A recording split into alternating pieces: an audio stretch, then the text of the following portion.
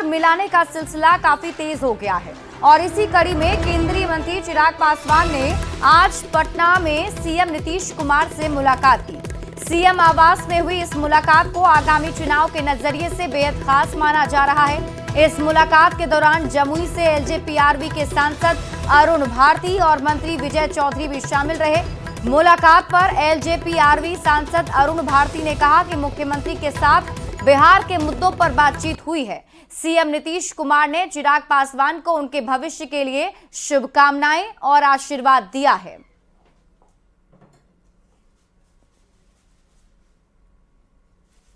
मुख्यमंत्री से मुलाकात हुई है सर? काफी विषय हैं, उन तमाम बातों को लेकर उनसे चर्चा हुई। मुख्यमंत्री से मुलाकात हुई है सर? काफी विषय हैं, उन तमाम बातों को लेकर उनसे चर्चा हुई। आप लोगों की मुलाकात हुई है मुख्यमंत्री नीतीश कुमार के साथ, क्या कुछ बातचीत हुई? देखिए, चिराग पासवान जी बिहार के विकास को लेकर के लगातार जिस तरह से तत्पर रहे हैं और उसी सिलसिले में बिहार के कुछ मुद्दे थे जिसको लेकर के उन्होंने माननीय मुख्यमंत्री जी से मिले हैं। बड़ी ही प्यार भरी, बड़ी ही आत्मीय मुलाकात रही और इस मुलाकात के बाद आने वाले भविष्य के लिए, आने वाले उनका जो भविष्य है चिराग पासवान जी का, उसके लिए भी उन्होंने मुख्यमंत्री जी से स्नेह और उनका आशीर्वाद लिया है। एक सवाल ये भी चल रहा था कि नेतृत्व पर भी बातचीत होगी, सीएम फेस पर भी बातचीत होगी, तो क्या इन सब मुद्दों पर भी बातचीत हुई है, क्योंकि आप वहाँ मौजूद थे?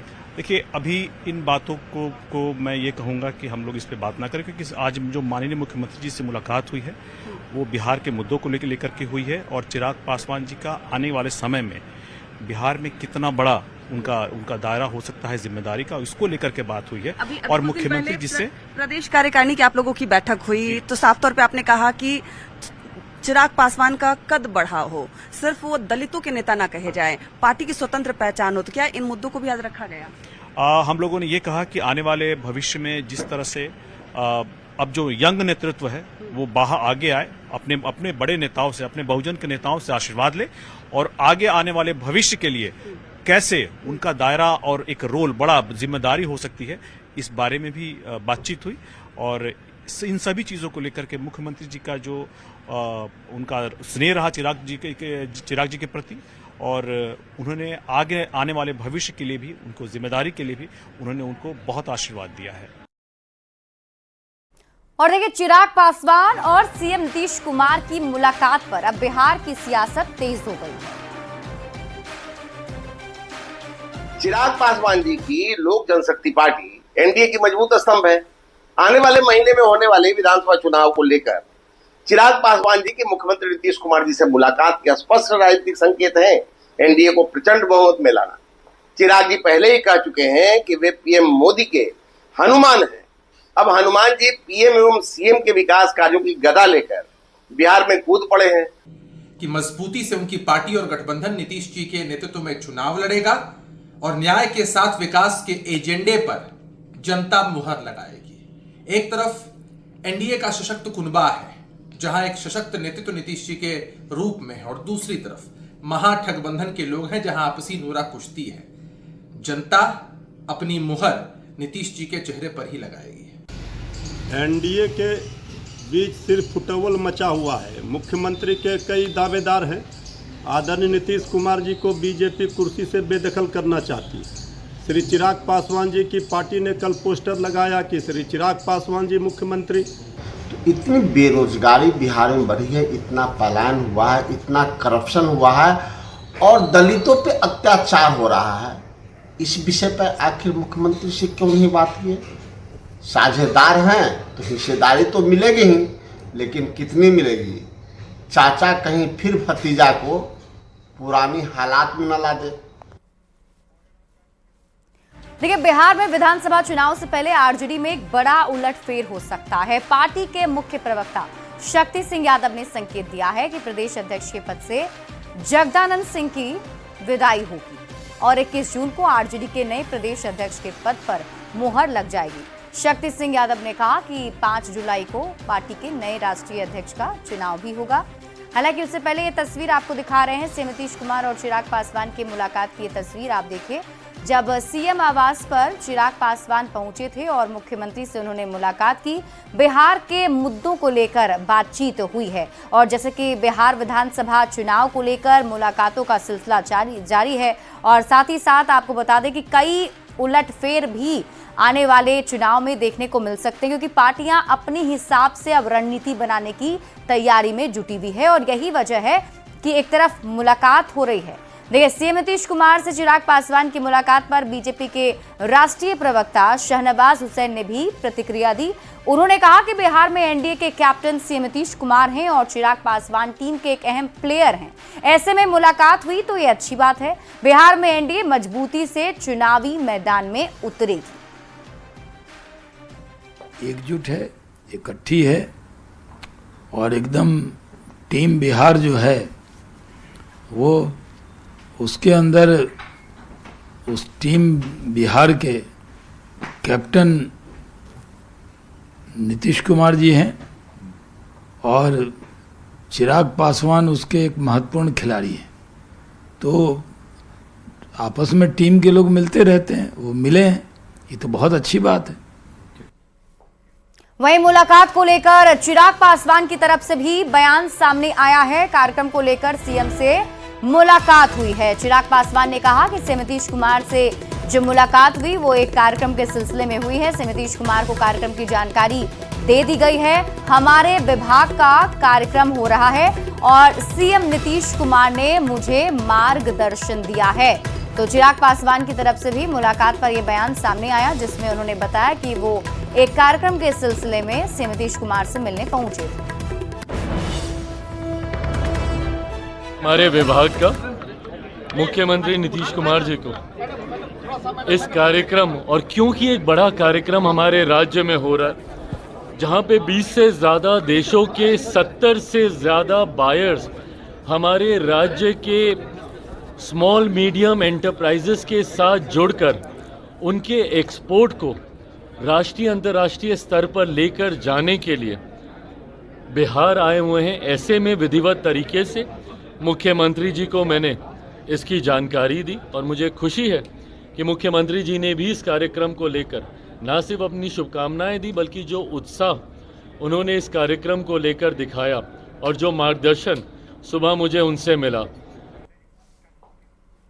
देखिए, बिहार में विधानसभा चुनाव से पहले आरजेडी में भी बड़ा उलटफेर हो सकता है और पार्टी के मुख्य प्रवक्ता शक्ति सिंह यादव ने ये संकेत दिए हैं।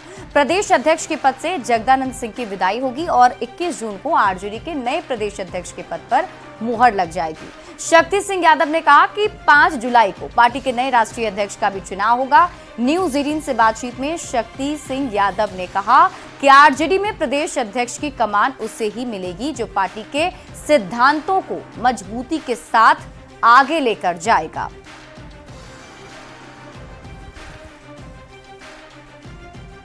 लेकिन सवाल यह है कि बिना सिद्धांत के तो आरजेडी चलेगी नहीं और प्रदेश अध्यक्ष जो है काफ़ी दिनों से आपके नाराज हैं, तो क्या नए प्रदेश अध्यक्ष का चयन जल्द हो जाएगा या जगदानंद सिंह की उपस्थिति आने वाले दिनों में प्रदेश कार्यालय में होगी?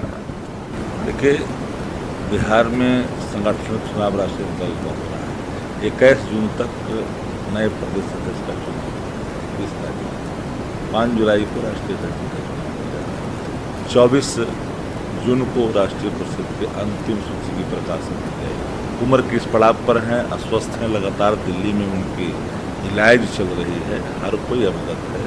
उम्र के इस पड़ाव पर अधिक संघर्ष, अधिक प्रतिदिन बैठने के लिए डॉक्टर ने लंबे समय मना किया है।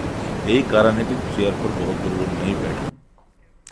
तो जगदानंद सिंह पर आरजेडी के शक्ति यादव के बयान के बाद एनडीए नेताओं ने अब जोरदार हमला बोला है और पार्टी के आंतरिक लोकतंत्र पर ही सवाल खड़े किए। पद से जगता बाबू की विदाई तो तय ही थी। राजद समाज के कुछ वर्गों को एक्सेप्ट कर ही नहीं सकता है। जीवन भर रघुवंश बाबू ने राजद और राजद की लीडरशिप के लिए तन मन धन तीनों न्यौछावर किया और अंत समय में राष्ट्रीय जनता दल और राष्ट्रीय जनता दल का प्रथम परिवार लालू जी, उनके युवराज, अंत समय में रघुवंश बाबू को एक लोटा पानी भी देना इन लोगों ने मुनासिब नहीं समझा। ये तो है राजद की सच्चाई। राष्ट्रीय जनता दल के द्वारा आगामी 21 जून को वर्तमान प्रदेश अध्यक्ष माननीय जगदानंद सिंह जी को हटाकर किन्हीं और को प्रदेश अध्यक्ष बनाया जाएगा और उन्हें हटाने का आधार क्या दिया जा रहा है कि वो उम्र दराज हो गए हैं, बीमार रहते हैं, जबकि राजद के राष्ट्रीय अध्यक्ष आदरणीय लालू प्रसाद जी उनसे ज्यादा बीमार रहते हैं और उम्र दराज भी हो गए हैं, तो उन्हें क्यों नहीं हटाया जा रहा है? ये दोहरा मापदंड क्यों भाई तेजस्वी जी? बढ़ते आगे, बिहार विधानसभा में नेता प्रतिपक्ष तेजस्वी यादव ने राज्य में अपराध को लेकर सरकार पर निशाना साधा है। तेजस्वी यादव ने कहा कि मुख्यमंत्री सहित सरकार में बैठे लोगों को सुरक्षा की कोई चिंता नहीं है। अपराधी पूरी तरह से बेलगाम हो चुके हैं, लेकिन सरकार को इन सब से कोई मतलब नहीं है। पुलिस जो है एक्टिव होती है तब जाकर के गिरफ्तारी का एक प्रेस रिलीज जो है जिला में जारी किया जाता है। तो ये बहुत ही भयावह स्थिति है और इसलिए हम कह रहे हैं कि बीजेपी हो जदयू हो शासन में, इन लोगों को बिहार और बिहारियों से कोई मतलब नहीं है।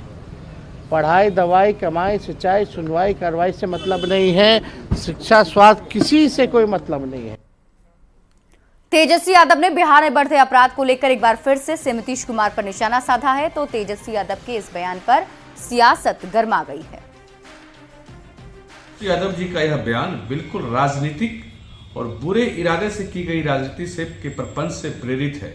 वह अपनी नाकामी को छुपाने के लिए, अपने माता पिता के जंगल राज पे पर्दा डालने के लिए इस तरह की झूठी बयानबाजी करते हैं, झूठा अफवाह फैलाते हैं। नीतीश राज्य में एनडीए की सरकार में कानून व्यवस्था लगातार पटरी पर आ रही है।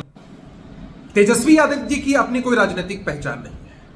अनुकंपा के आधार पर राजनीति में लालू जी के प्रतिनिधि मात्र हैं। जब काम करने का मौका मिला, ये भी अपने ही माता पिता के शासनकाल की तरह राजनीतिक रूप से अनैतिक कामों में लग गए और रोज सुबह उठकर हमारे नेता के खिलाफ अनाप शनाप बयान देते। सर्वविदित है कि बिहार में अपराध चरम पे है।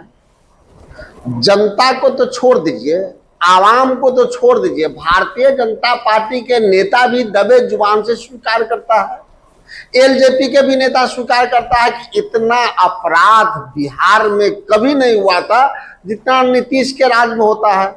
नेता प्रतिपक्ष तेजस्वी जी ने आईना दिखा करके सरकार और सरकार के लोगों से पूछा है कि अपराध को रोकने की दिशा में गंभीरता क्यों नहीं दिखाई जा रही है। सरकार का इकबाल समाप्त क्यों हो गया है। सरकार अपराधियों के रहमो क्रम पर पूरे राज्य की जनता को क्यों छोड़ी हुई है। देखिए, तेजस्वी प्रसाद यादव भ्रम फैलाना चाहते हैं और बिहार में एक गलत आंकड़े के साथ वो रोज इस तरह की बयानबाजी करते हैं।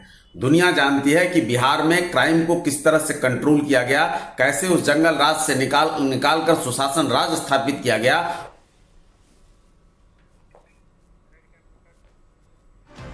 प्रधानमंत्री नरेंद्र मोदी 29 मई को बिहार दौरे पर आ रहे हैं और पहले दिन पटना में कार्यक्रम के बाद 30 मई को पीएम मोदी रोहतास के बिक्रमगंज में विशाल जनसभा को भी संबोधित करेंगे। अब इसको लेकर बीजेपी युद्ध स्तर पर तैयारी में लगी हुई है। भीषण गर्मी को देखते हुए पीएम की सभा में आने वाले लोगों के लिए छांव की व्यवस्था की जा रही है। इस सभा से पीएम मोदी शाहाबाद के सभी विधानसभा सीटों को साधने की कोशिश करेंगे। इसी के लिए मैं यहाँ, सरकार ने मुझे यहाँ का प्रभारी बनाया है मंत्रियों के इस नाते जो है यहाँ की व्यवस्था, प्रशासन, सरकारी कार्यक्रम है, क्या तैयारी हो रही है, आम लोगों को आने में दिक्कत नहीं हो, पार्किंग की कैसी व्यवस्था है, ये सारा हम लोगों ने अभी समीक्षा की है। फिर आऊँगा, लगातार समीक्षा होगी तो लगातार जो है तो ये सारे रिकॉर्ड यहाँ टूटने वाले हैं। शाहाबाद की ये धरती है। 2 दिवसीय रिवर्स बायर सेलर मीट का आयोजन पटना के ज्ञान भवन में किया गया और इस मौके पर केंद्रीय मंत्री चिराग पासवान, डिप्टी सीएम विजय सिन्हा, उद्योग मंत्री नीतीश मिश्रा मौजूद रहे। केंद्रीय मंत्री चिराग पासवान ने कहा कि आज की तारीख में बिहार के उत्पादनों की मांग बढ़ती जा रही है और बिहार का मखाना, हाजीपुर का केला, मुजफ्फरपुर की लीची की मांग बढ़ी है। ये सम्मेलन गेम चेंजर बनने वाला है। इसका लक्ष्य बिहार के उद्यमियों को राष्ट्रीय अंतर्राष्ट्रीय बाजार के साथ जोड़ने की दिशा से है। आज की तारीख में बिहार के उत्पादनों की मांग देश में ही नहीं दुनिया में बढ़ती जा रही है। जिस तरीके से, और इसका श्रेय मैं मेरे प्रधानमंत्री आदरणीय नरेंद्र मोदी जी को भी दूंगा, जिस तरीके से मखाना आज की तारीख में सिर्फ राष्ट्रीय ही नहीं अंतर्राष्ट्रीय स्तर पर एक सुपर फूड के तौर पर देखा जा रहा है, उसकी मांग बढ़ी है। बिहार के कई ऐसे उत्पादन हैं जिसको राष्ट्रीय अंतर्राष्ट्रीय स्तर पर पसंद किया जाता है। हाजीपुर से मैं आता हूं, हाजीपुर का केला हो, मुजफ्फरपुर की लीची हो, आम हो, ये तमाम ऐसी चीजें। केंद्रीय मंत्री माननीय चिराग पासवान जी के द्वारा जो पहल किया गया है, कृषि विभाग फूड प्रोसेसिंग के लिए रॉ मटेरियल और उसके अनुकूल डिमांड पूरा करने के लिए पूरी तरह से तैयार है। पीओके हमारा था, हमारा है और हमारा ही रहेगा। पड़ोसी मुल्क पाकिस्तान अपने मंसूबे में कामयाब नहीं हो पाएगा। पाकिस्तान खुद अपने अंतर्कलह में खत्म हो जाएगा, ये दावा किया है केंद्रीय मंत्री गिरिराज सिंह ने। तो आतंकवाद का नाश होना है और पाकिस्तान तो अपने ही अंतर्कलह में समाप्त हो गया। वहां आप देख रहे हैं टीवी पर बलोच अलग मांग कर रहे हैं, पीओके में अलग हंगामा है। अब पीओके तो हमारा है, भारत का पीओके है, था, है और रहेगा। बढ़ते आगे, नीतीश कुमार एक बार फिर एक्शन में दिखे, जहां उन्होंने पहले पटना में वीडियो कॉन्फ्रेंसिंग के जरिए 315 प्रखंड उद्यान पदाधिकारियों को नियुक्ति पत्र बांटा और इसके अलावा सीएम ने 62 अनुमंडल स्तर पर कृषि भवन का शिलान्यास किया। बिहार कृषि मोबाइल ऐप की शुरुआत और खरीफ महाअभियान 2025 का भी शुभारंभ किया।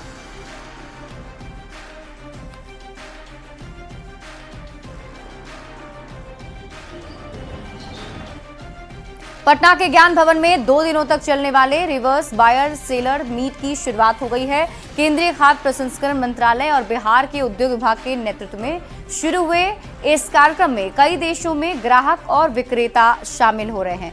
इस आयोजन का मकसद बिहार के खाद्य वस्तुओं को बेहतर बाजार उपलब्ध कराना है। खाद्य प्रसंस्करण और उद्योग विभाग के नेतृत्व में पटना के ज्ञान भवन में एक मीट का आयोजन किया गया है। यहाँ देख सकते हैं पटना के ज्ञान भवन में रिवर्स वायर सेल मीट का आयोजन है, जिसमें बिहार सरकार के मंत्री चिराग पासवान भी मौजूद हैं। आपको बता दें कि इस कार्यक्रम में विजय कुमार सिन्हा जो बिहार सरकार के मंत्री हैं, उप मुख्यमंत्री हैं, इसके साथ ही साथ नीतीश मिश्रा भी इस कार्यक्रम में मौजूद हैं। बिहार में खाद्य को कैसे बेहतर किया जाए, अंतर्राष्ट्रीय क्रेता विक्रेता सम्मेलन का इसी मद्देनजर आयोजन किया गया है।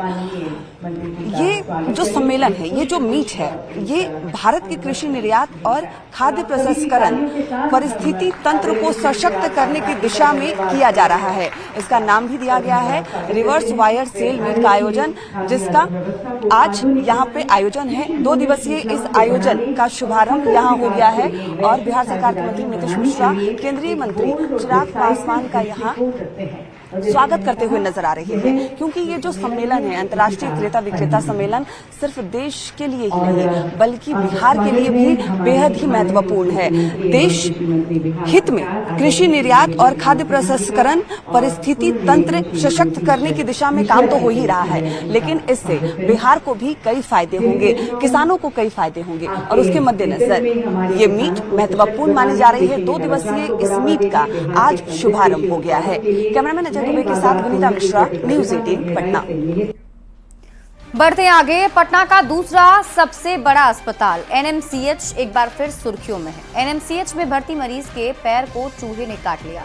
मामला हड्डी रोग विभाग का है। 20 दिन पहले अस्पताल में भर्ती मरीज का एक पैर पहले से ही नहीं है और दूसरे पैर में परेशानी के बाद ऑपरेशन किया गया था और बैंडेज किया गया था। शनिवार की रात जब मरीज सो रहे थे, तभी चूहे ने उनके बैंडेज के ऊपर से पैर की 5 उंगली को कुतर दिया, जिससे बैंडेज खून से सन गया। अस्पताल में भर्ती मरीज और गार्ड के साथ ही डॉक्टर भी मानते हैं कि अस्पताल में चूहों का आतंक है, लेकिन अब तक कोई ठोस कार्रवाई नहीं की गई है। रात में चूहा काट लिया शनिवार को, रात में जो कटा था उठ के सब बाथरूम लगा था, तब बाथरूम कर रहे थे हमें, उठाया इसको तो देखते हैं कि खून से तोरसा के तकिया है ना, ये तकिया खून से लपसल है। आप लोग यहाँ पर चूहे को? हम चूहा देखे बहुत मोट मोट, सर खिड़की में आता है तो वो रूम में जाता है, वो रूम में सही रूम में, बस नीचा सुतने वाला को बड़ा हैरान करता है। और किसी को काटा भी चूहा? हाँ चूहा काटा है बगल वाला रूम में। क्या हुआ था? शनिवार को एक मरीज का पैर जो है अंगुली जो है 5 अंगुली आधा खा लिया, बैंडेज किया हुआ अंगुली को जो है बैंडेज काट करके अंगुली काट लिया, 5 अंगुली आधा कर दिया, पूरा ब्लड से जो लथपथ हो रही। अभी तक चूंकि कोई डैमेज नहीं हुआ था तो बहुत ज़्यादा हम लोग उसके पीछे पड़े नहीं थे, लेकिन इधर मरीज को काट लिया सुने चूहा। तो हालांकि डैमेज बहुत कम है, छोटा सा कुतरा है हल्का सा पैर में, लेकिन चूहा तो है। तो हम लोग अब उसके लिए सुपरिटेंडेंट साहब को लिखे हैं कि कैसे कंट्रोल होगा, पेस्ट मैनेजमेंट होना चाहिए। और इसी बीच आपको बड़ी खबर पटना से बताते हैं, जहां खाजेकला थाना इलाके में पानी कारोबारी मंटू राय की हत्या पर लोग आक्रोशित हो गए हैं। मृतक के परिजन और स्थानीय लोगों ने शव को सड़क पर रखकर जमकर बवाल काटा, जिसके कारण अशोक राजपथ पर घंटों जाम रहा, जिससे आवागमन प्रभावित रहा। लोगों ने पुलिस प्रशासन के खिलाफ जमकर नारेबाजी की थी। लोगों ने आरोपियों की जल्द गिरफ्तारी की मांग की है। रविवार को देर रात पटना सिटी के दुल्ली घाट पर पानी कारोबारी मंटू राय की अपराधियों ने गोली मारकर हत्या कर दी।